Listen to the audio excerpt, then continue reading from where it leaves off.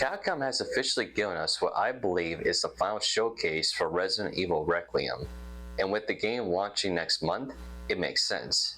Every time we see more of this game, it just keeps looking better and better, and I honestly can't wait for all of us to finally get our hands on it.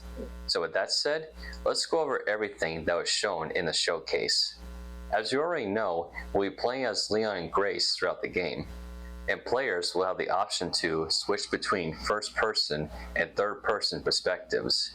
What's really interesting is that the gameplay style is completely different depending on which character you're playing. Leon's gameplay leans heavily into action horror, similar to what we saw in Resident Evil 4. However, this time, they've taken it even further. Leon can still use melee combat after stunning enemies by shooting them in the head or legs. But now, you can kick enemies into walls and literally crush their skulls. We also see Leon using the Magnum for the first time in gameplay, and it's insanely powerful, strong enough to take down 2 zombies with a single shot. Stealth plays a role as well. When playing as Leon, you can sneak up on zombies and kill them silently using a hatchet, decapitating them instantly. The hatchet appears to replace the knife this time around, and instead of it breaking after repeated use, you can sharpen it to keep it effective. Leon can also parry enemy attacks, which adds another layer to combat. Leon even has a brutal new close range execution move, where he can blow an enemy's head off, very similar to something you see in a John Wick movie.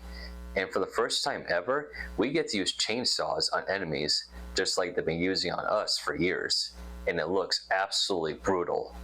Grace, on the other hand, is all about survival horror. Her gameplay is much more in line with Resident Evil 7, where avoiding danger is often more important than fighting it.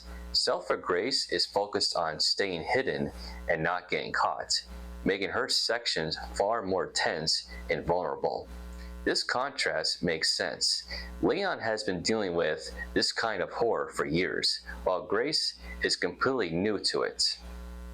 One of the creepiest additions is a new type of zombie that still retains memories of who they were before turning. A chef, seemingly still cutting up body parts. A custodian trying to clean a mirror the wrong way using her bloody hand. A man in a suit who obsessively turns off lights. These small details add a disturbing psychological layer to the horror. The crafting system returns, allowing players to create ammo, herbs, and other items. A new addition is injectors, which require infected blood, meaning you'll need to take down zombies to craft them.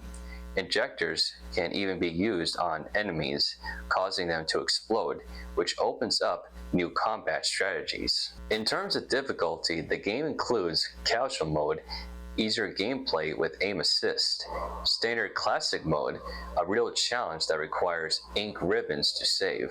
This is clearly aimed at longtime fans who want that classic Resident Evil tension. Elpis seems to be a major part of the story, and Leon appears to be hiding a secret connected to it. There also seems to be a connection between Elpis and Alyssa, who was murdered, meaning we'll be unraveling a deeper mystery as the story unfolds. Overall, Capcom is clearly designing Leon's gameplay as action horror and Grace's as survival horror, and I have no problem with that at all. It fits both characters perfectly. From everything they've shown so far, Resident Evil Requiem is shaping up to be incredible. What do you think about the new gameplay features? Will you be playing in first person or third person? And how excited are you for this game? Let me know in the comments.